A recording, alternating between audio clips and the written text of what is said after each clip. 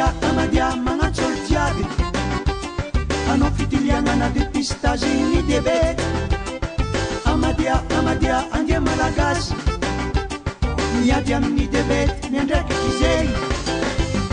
Amadia magnatso olo jiaby anao fitiliagnana dépistage ny diabety.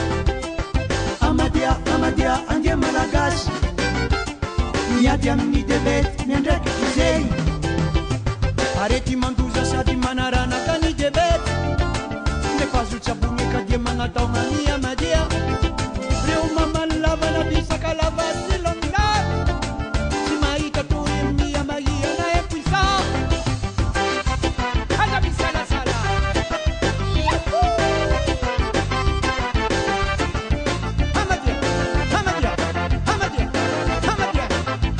Aza misalasala fitonga babalaka.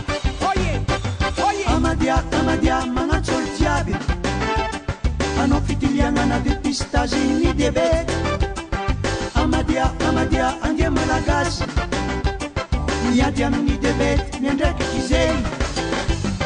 Amadia magnatso olo jiaby anao fitiliagnana dépistage ny diabety.